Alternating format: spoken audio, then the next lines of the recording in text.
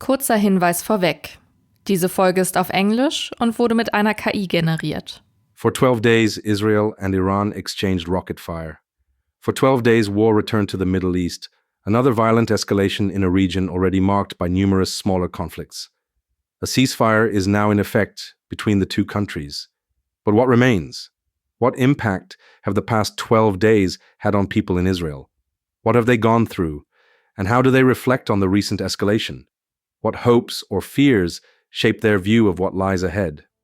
These are the central themes, explored in this episode of In Crisis Mode, the podcast that brings voices from the world's crisis and conflict zones. In Crisis Mode, the podcast from Conflict Zones with Jessen.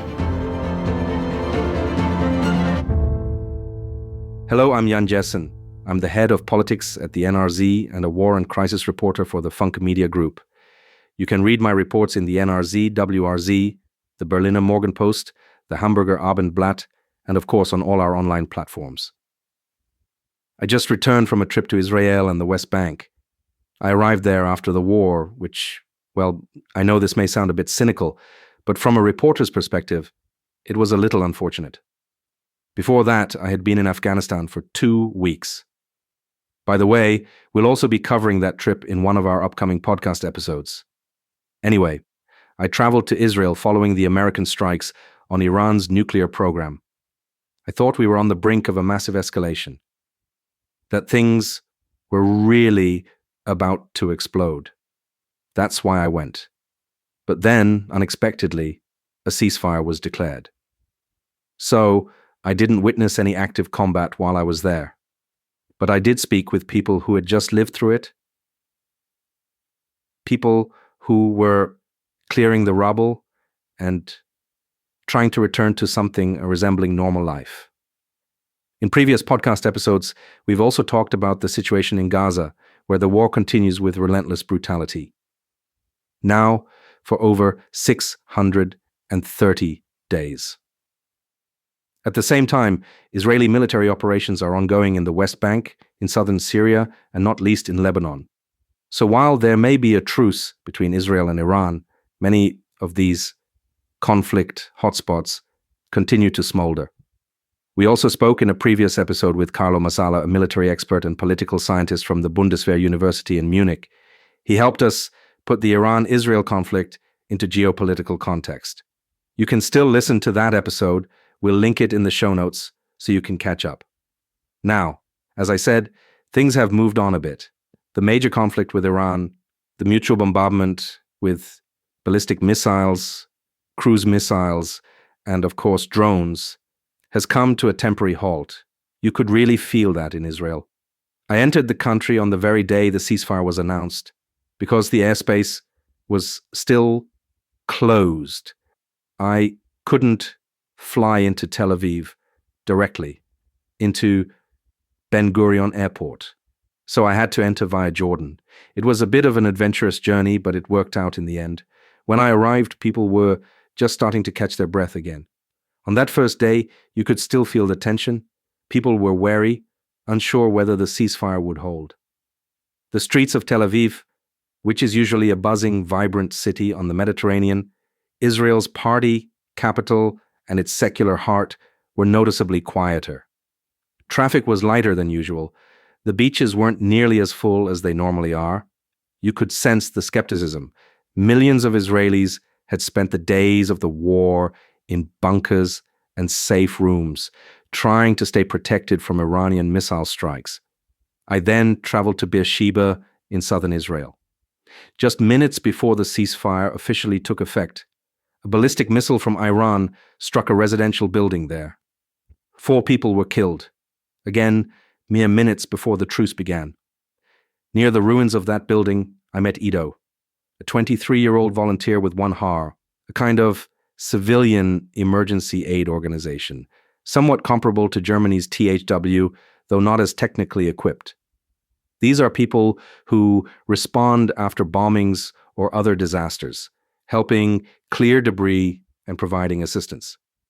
During the Iranian attacks, they went into destroyed homes to help people clean up and tried to offer emotional support. Ido told me in detail what exactly they do in those moments. Yeah, we came into the apartments who got hit. Usually not the building who got hit, but the area around. At least 500 meters around perimeter, there is damage. So we knock in the apartment, ask if they need help of evacuating the glasses, maybe couches, tables, and everything else. Idor and others are helping people whose homes were severely damaged, as he himself described. He's doing this on his own initiative. It's not something he's obligated to do, but rather an expression of civil society. And that spirit is very strong in Israel. Whenever something terrible happens, people step in to support one another. As Idor said, he's also doing it because he wants to give something back to his hometown. They wanted a big and hurtful hit, the last hit. It's heartbreaking every time. Especially here in my hometown, it's just a shame that they direct into civilian area. The family was in the shelter. Mom, a kid, and the kid's girlfriends all vanished, all disappeared. And I know them, actually. Yes, her other daughter was in school with me, and she left alone. Yesterday I've been in her funeral. Completely heartbreaking. It's terrible. It's a major crisis for the people affected. I also spoke with two women standing in front of the wreckage. For them, it was clearly a traumatic moment. Israel has never experienced anything quite like this. Ballistic missiles with warheads weighing several hundred kilograms crashing into the heart of its cities. There have, of course, been repeated Katyusha rocket attacks from Gaza and occasionally ballistic missiles launched from Yemen, but the direct impact on civilian infrastructure in densely populated urban areas marks a new and bitter reality for many Israelis. That sense of shock was something I encountered again and again in my conversations. In Tel Aviv, I met Sharon, an architect who speaks fluent German. She told me that in the past, fear was never really part of everyday life. But now, the missile strikes have exposed just how vulnerable they truly are. The fact that these rockets landed right in the middle of city centers made that vulnerability impossible to ignore. One missile hit Tel Aviv's so-called White City, the cultural and architectural heart of the city. It's an area with more than 4,000 Bauhaus-style buildings designed by German Jewish architects who emigrated before or during the Nazi rise to power. It's often referred to as Tel Aviv's German legacy. And that's exactly where the missile landed, on Pinsker Street, destroying several buildings and severely damaging dozens more. Sharon works for the city's Preservation Authority. As we walked through the devastated area, you could see the pain in her expression.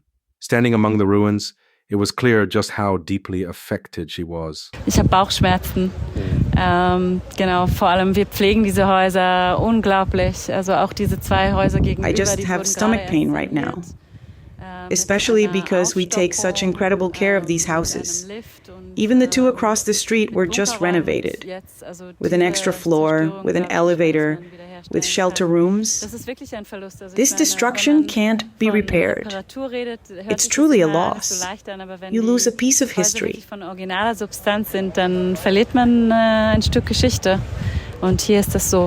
It may sound a little strange to call it a loss when buildings are destroyed, but for Sharon it is.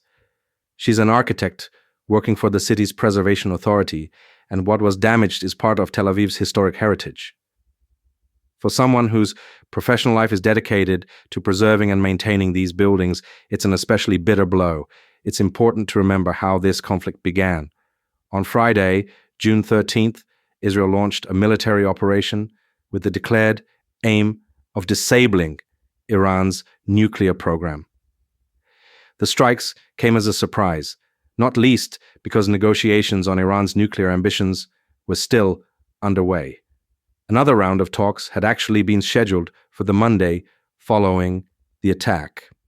Israel justified its actions by claiming Iran was only days away from developing a nuclear weapon, a weapon Israeli officials fear could be used against them. In their view, a nuclear-armed Iran would pose an existential threat, and they say that's why they launched a preemptive strike. That's a legally controversial move, as military analyst Carlo Masala confirmed in a previous episode of this podcast, which we've linked again in the show notes. But from the Israeli perspective, it was a matter of national defense. After all, Iran has repeatedly questioned Israel's right to exist, calling the country a Zionist entity that should be eliminated from the region. And so, on June 13th, Israel acted. The Iranian response was massive. More than 550 missiles and over 1,000 drones were launched toward Israel. While the country has one of the most advanced air defense systems in the world, a multi-layered shield, it didn't stop everything. The system includes Iron Dome for short-range rockets, David's Sling for mid-range threats, and Arrow 3 for long-range ballistic missiles, like those coming from Iran. But even this sophisticated network couldn't intercept every projectile. Missiles struck not only Be'er Sheva and Tel Aviv, but also cities like Bat Yam and Haifa. It was a level of vulnerability Israelis were not used to. Something Sharon mentioned again in our conversation. In the same street where I met her, I also spoke with Donna. She works for the Tel Aviv municipality and was part of the emergency response team supporting those affected by the strikes. We're in the center of Tel Aviv. An Iranian missile hit this street and damaged many buildings. Some were completely destroyed. The municipality set up what we call a street office, so residents can come to us directly. We help them deal with bureaucracy, and we offer emotional support. Many are now living in hotels. Not everyone is strong. Some people need help, some are afraid, but we try to stay optimistic. Okay, so we're in the center of Tel Aviv, where a missile hit one of the streets, and the Iranian missile, and it affected many houses. Some of them destroyed completely. Some of them are still under evaluation to see if the tenants can go back and live there. And some of them had a minor effect, like glasses that broke, doors that came out. But again, the tenants doesn't live there.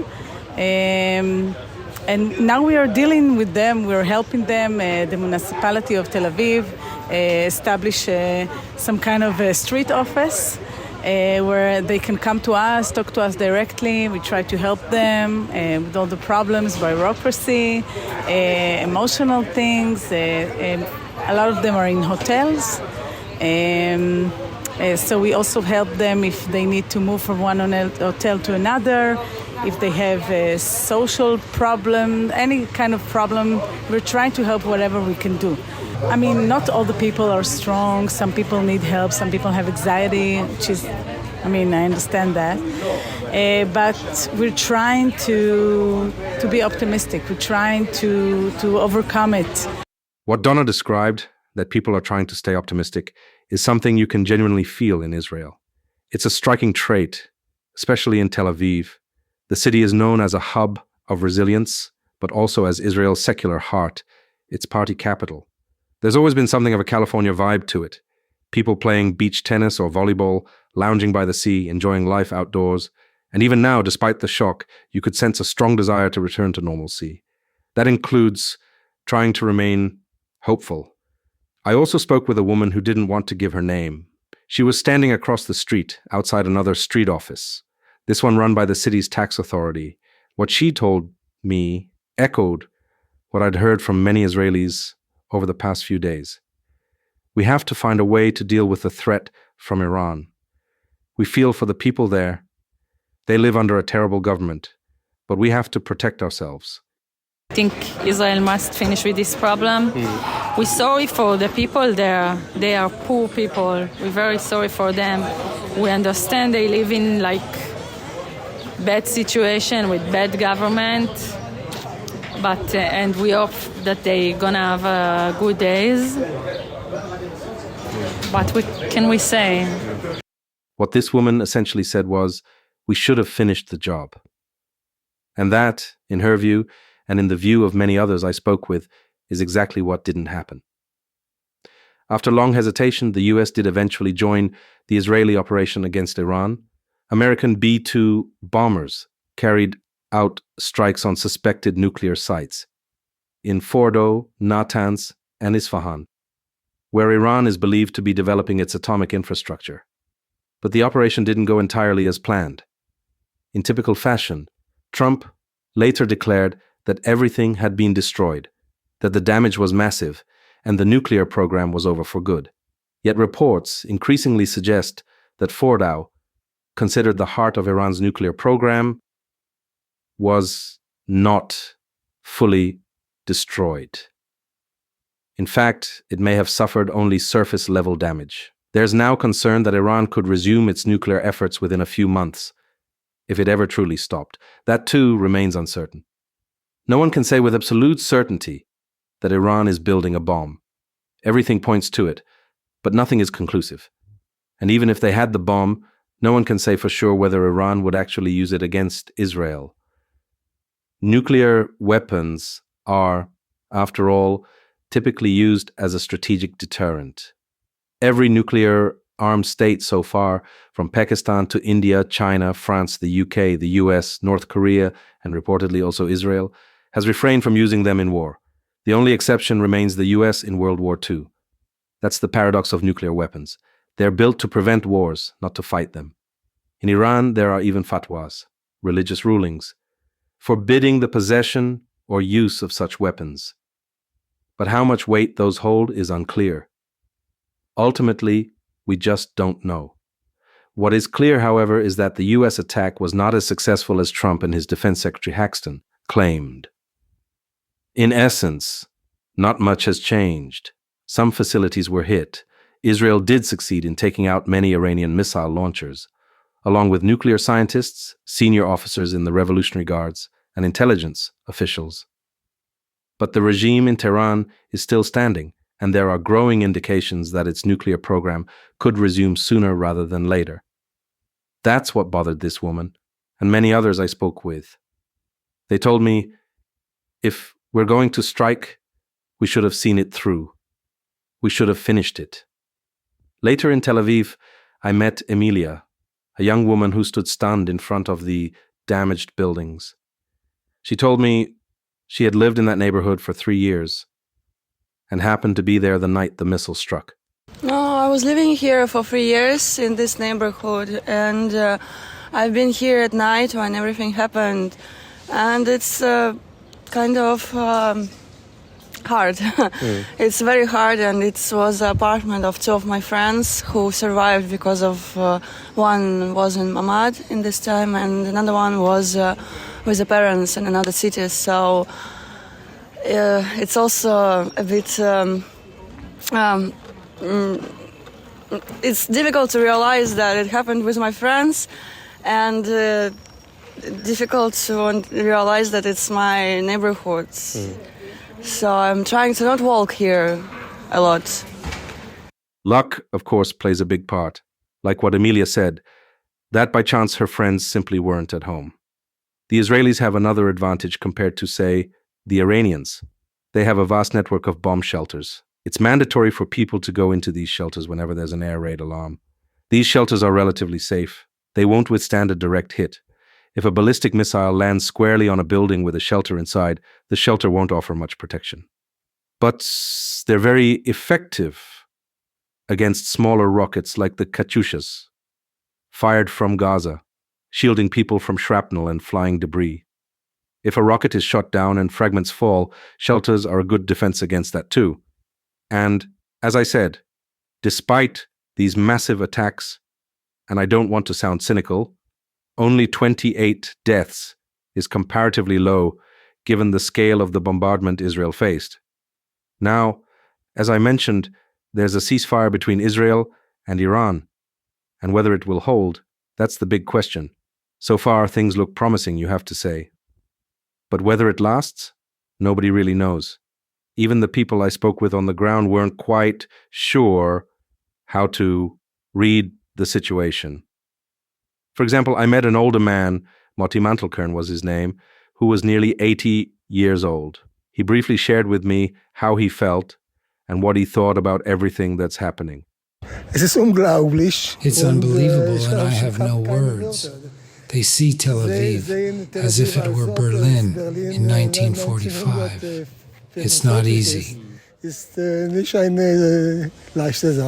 That's the Israeli perspective. But of course, and this must not be forgotten, there is also the Palestinian perspective. While the Iran-Israel conflict raged, the war in Gaza continued unabated. And not just Gaza, but military operations in the West Bank as well.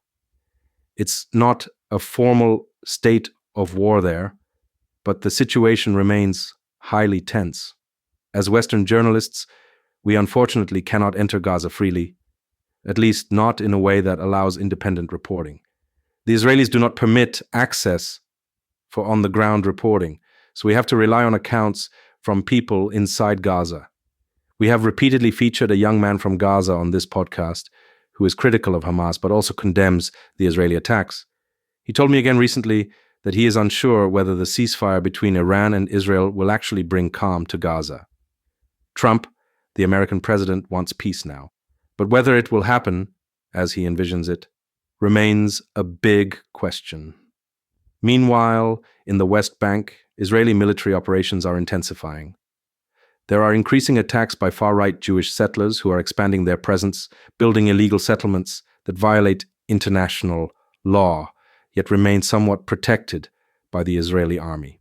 Shortly before this podcast was recorded, there was an incident where Jewish settlers attacked Israeli soldiers. This has become a major issue in Israel because it is deeply unsettling for the public when Israelis attack other Israelis. However, the group that has suffered the most from these clashes in recent months is the Palestinian civilian population. I spoke with some of them. I traveled to the West Bank, specifically to Sebastia, a small Christian village near Jenin. There, Palestinian refugees from the Jenin refugee camp have taken shelter. That camp is no longer a tent city, but has grown into a small town right next to Jenin. In January, people fled from that camp when the Israeli army moved in, suspecting terrorists from Hamas and Islamic Jihad. Fierce fighting broke out, and people fled. One of them is Anjad, whom I spoke with.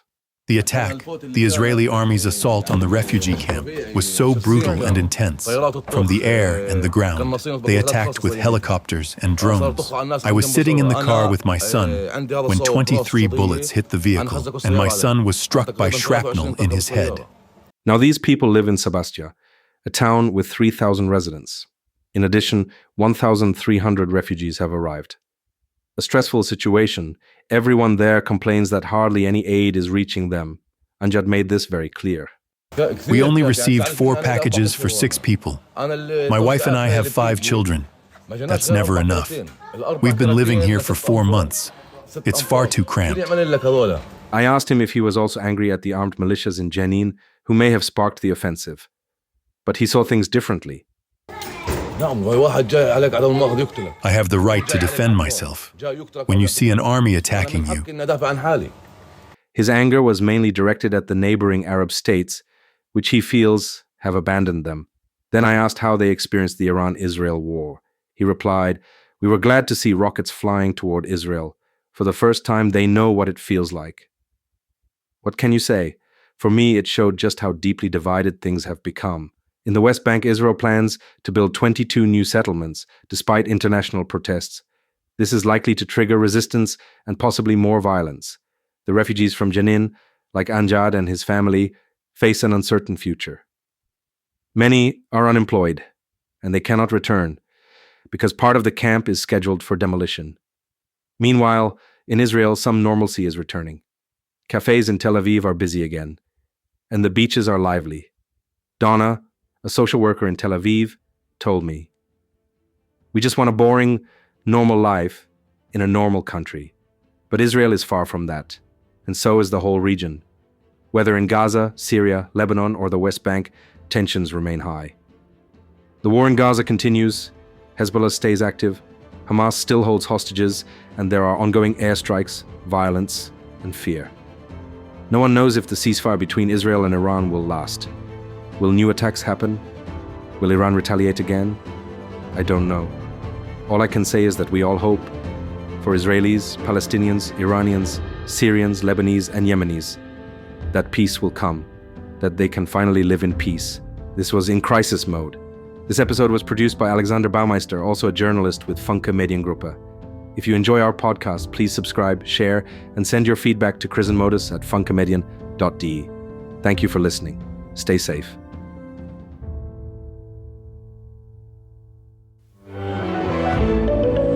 Ein Podcast von Funke.